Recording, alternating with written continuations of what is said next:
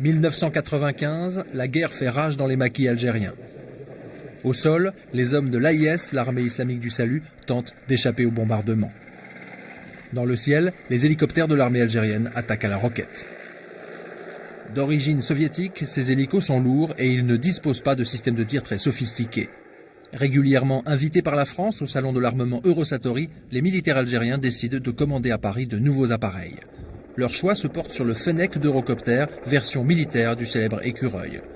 Paris se frotte les mains, reste à trouver une ruse pour ne pas donner publiquement l'impression d'encourager la guerre en Algérie. Du coup, c'est l'Écureuil, un appareil officiellement destiné à des usages civils, qui va être livré aux Algériens. On a préféré passer cette vente par le biais civil plutôt que par le biais militaire. C'était trop flagrant, disons, au niveau de l'image de la France, de vendre du matériel militaire à une armée qui était considérée comme agissant pour la répression en Algérie. C'est une arnaque? C'est pas une arnaque, c'est une manœuvre diplomatique. Côté français, c'est Charles Pasqua, le ministre de l'Intérieur de l'époque, qui assume l'opération. En mars 1995, une première série de 9 appareils partent vers l'Algérie. À Paris, on affirme qu'ils ne participeront pas à des opérations militaires. À l'époque, Habib Souadia est para en Algérie. Son boulot, c'est la chasse aux terroristes. Début 1995, il assiste aux premières opérations des Écureuils. C'était ces hélicoptères-là qui étaient en train de travailler avec des hélicoptères russes et de pourchasser les terroristes, quoi. Ils ne peuvent pas nier ça, j'ai vu ça. Et tout le monde peut dire que l'Écureuil existe en Algérie, qu'elle a participé, qu'elle participe toujours dans des opérations militaires. Et Paris ne se serait pas contenté de vendre des écureuils. Dès novembre 1994, une lettre confidentielle spécialisée dans les questions de défense révèle que la France fournit à l'armée algérienne des équipements de vision nocturne destinés à la lutte anti-guérilla. Très sophistiqués, ces matériels, qui équipent aussi la sécurité civile française, sont officiellement considérés comme des armements. En Algérie, ils vont être installés à bord des écureuils, mais aussi dans les hélicoptères russes. Leur rôle, améliorer l'efficacité des bombardements au napalm et des attaques à la roquette, comme ici en 1995 au-dessus de Blida. En 1998, un pilote d'hélico algérien décide de fuir son pays à bord de son appareil. Aujourd'hui réfugié en Espagne, il se souvient parfaitement du rôle des écureuils français pendant les bombardements. L'hélicoptère écureuil, il n'a pas d'armement. Il fait rien que la photographie, la reconnaissance. Il va filmer, il va zoomer. Et chaque fois, l'image elle est trop grande. Directement, elle est envoyée vers les hélicoptères qui portent l'armement. Alors le pilote, il peut bien voir ce qui se passe en bas. Tu m'entends? Il y a quelqu'un qui bouge, il peut le voir. Depuis l'hélicoptère, il est envoyé directement vers le commandement des forces aériennes, vers Shrega, à travers des antennes que les Français ont installées, un petit peu au sud de Bouzaria. Et le général, il est dans son beau fauteuil, il peut voir, il peut être en direct avec l'opération. Des hélicoptères français, des systèmes de vidéosurveillance français, jusque dans les cockpits des hélicos russes, tout est français. Les chronomètres de la France, les Ray-Ban de la France, combinaison jusqu'au casque Guéno, même le grade bordé de la France. Je ne t'ai pas parlé, par exemple, de la formation des pilotes qui pilotaient les écureuils. Ce sont des gens qui ont fait une formation en France. Ils ont acquérir peut-être 20 heures, 25 heures, prendre la qualif de l'écureuil et après retourner et voler sur ces appareils-là. En armant les généraux d'Alger, la France a enfreint le nouveau code de conduite européen sur les ventes d'armes adopté en 1998 par les ministres des Affaires étrangères des 15. La livraison de matériel militaire destiné au maintien de l'ordre intérieur constitue un engagement de la France dans le conflit interne algérien. La stabilité du pays destinataire est menacée par une telle livraison d'armes. L'affaire est d'autant plus grave que, d'après nos témoins, les hélicos français auraient participé à des attaques contre des populations civiles. Même parfois, où il y arrive même des terroristes qui aillent s'abriter dans des villages et tout ça. Et là, ils commencent à tirer. Ils savent bien que dans ces villages, il y en a des terroristes. Alors, ils considèrent tout le monde comme des terroristes. Ils commencent à bombarder ces endroits-là. Donc ils bombardent des civils? Ils bombardent des civils parfois, oui. Dégoûté, notre lieutenant des troupes spéciales s'est réfugié à Paris. La semaine dernière, il dénonçait dans le journal Le Monde les massacres et les exécutions sommaires commis par son escadron. Le lendemain, à Alger, sa mère était très angoissée.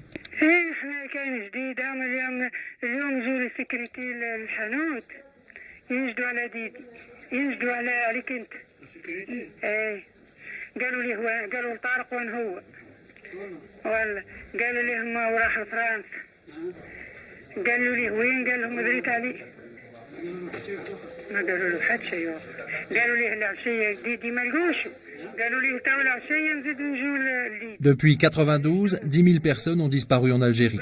La sécurité militaire qui menace la famille de Habib est sous l'autorité de Mohamed Lamari, le patron de l'armée algérienne. C'est avec ce même Mohamed Lamari que Paris négocie actuellement de nouveaux contrats d'armement. Dans la balance des intérêts commerciaux de la France, le soldat perdu Habib Souadia risque de ne pas peser très lourd.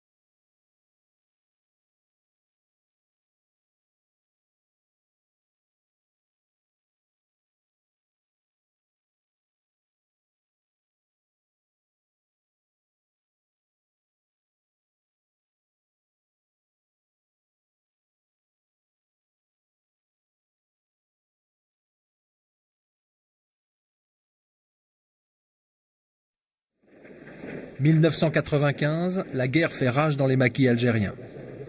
Au sol, les hommes de l'AIS, l'armée islamique du salut, tentent d'échapper au bombardement. Dans le ciel, les hélicoptères de l'armée algérienne attaquent à la roquette.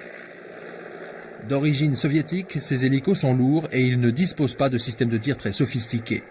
Régulièrement invités par la France au salon de l'armement Eurosatory, les militaires algériens décident de commander à Paris de nouveaux appareils. Leur choix se porte sur le Fennec d'Eurocopter, version militaire du célèbre Écureuil. Paris se frotte les mains, reste à trouver une ruse pour ne pas donner publiquement l'impression d'encourager la guerre en Algérie. Du coup, c'est l'Écureuil, un appareil officiellement destiné à des usages civils, qui va être livré aux Algériens. On a préféré passer cette vente par le biais civil plutôt que par le biais militaire. C'était trop flagrant. Disons, au niveau de l'image de la France, de vendre du matériel militaire à une armée qui était considérée comme agissant pour la répression en Algérie. C'est une arnaque? C'est pas une arnaque, c'est une manœuvre diplomatique. Côté français, c'est Charles Pasqua, le ministre de l'Intérieur de l'époque, qui assume l'opération. En mars 1995, une première série de 9 appareils partent vers l'Algérie. À Paris, on affirme qu'ils ne participeront pas à des opérations militaires. À l'époque, Habib Souadia est para en Algérie. Son boulot, c'est la chasse aux terroristes. Début 1995, il assiste aux premières opérations des Écureuils.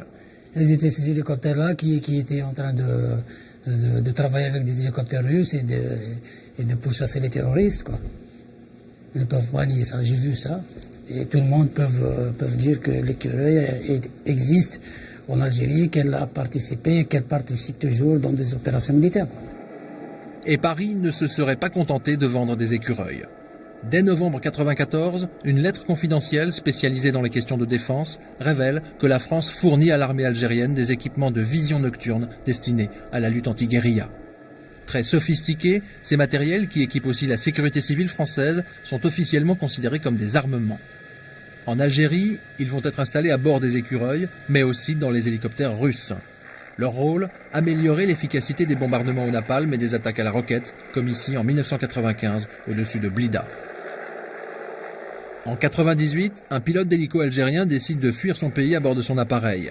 Aujourd'hui réfugié en Espagne, il se souvient parfaitement du rôle des écureuils français pendant les bombardements. L'hélicoptère Écureuil, il n'a pas d'armement. Il fait rien que la photographie, la reconnaissance. Il va filmer, il va zoomer. Et chaque fois, l'image elle est trop grande. Directement, elle est envoyée vers les hélicoptères qui portent l'armement. Alors le pilote, il peut bien voir ce qui se passe en bas. Tu m'entends? Il y a quelqu'un qui bouge, il peut le voir. Depuis l'hélicoptère, il est envoyé directement vers le commandement des forces aériennes, vers Shrega, à travers des antennes que les Français ont installées, un petit peu au sud de Bouzaria. Et le général, il est dans son beau fauteuil, il peut voir, il peut être en direct avec l'opération. Des hélicoptères français, des systèmes de vidéosurveillance français, jusque dans les cockpits des hélicos russes, tout est français. Les chronomètres de la France, les Ray-Ban de la France, combinaison jusqu'au casque-guéno, même le grade bordé de la France. Je n'étais pas parlé par exemple de la formation des pilotes qui pilotaient les écuries. Ce sont des gens qui ont fait une formation en France. Ils ont acquis peut-être 20 heures, 25 heures, prendre la qualif de l'écurie et après retourner et voler sur ces appareils-là. En armant les généraux d'Alger, la France a enfreint le nouveau code de conduite européen sur les ventes d'armes adopté en 1998 par les ministres des Affaires étrangères des 15. La livraison de matériel militaire destiné au maintien de l'ordre intérieur constitue un engagement de la France dans le conflit interne algérien. La stabilité du pays destinataire est menacée par une telle livraison d'armes. L'affaire est d'autant plus grave que d'après nos témoins, les hélicos français auraient participé à des attaques contre des populations civiles. Même parfois, où il y arrive même des terroristes qui aillent s'abriter dans des villages et tout ça. Et là, ils commencent à tirer. Ils savent bien que dans ces villages, il y en a des terroristes. Alors, ils considèrent tout le monde comme des terroristes et commencent à bombarder ces endroits-là. Donc ils bombardent des civils. Ils bombardent des civils parfois, oui. Dégoûté, notre lieutenant des troupes spéciales s'est réfugié à Paris. La semaine dernière, il dénonçait dans le journal Le Monde les massacres et les exécutions sommaires commis par son escadron. Le lendemain, à Alger, sa mère était très angoissée.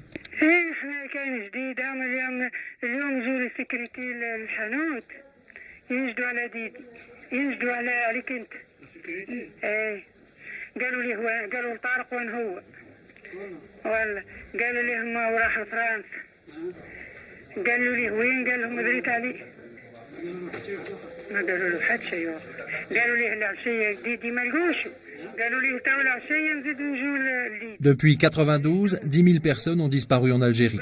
La sécurité militaire qui menace la famille de Habib est sous l'autorité de Mohamed Lamari, le patron de l'armée algérienne. C'est avec ce même Mohamed Lamari que Paris négocie actuellement de nouveaux contrats d'armement. Dans la balance des intérêts commerciaux de la France, le soldat perdu Habib Souadia risque de ne pas peser très lourd.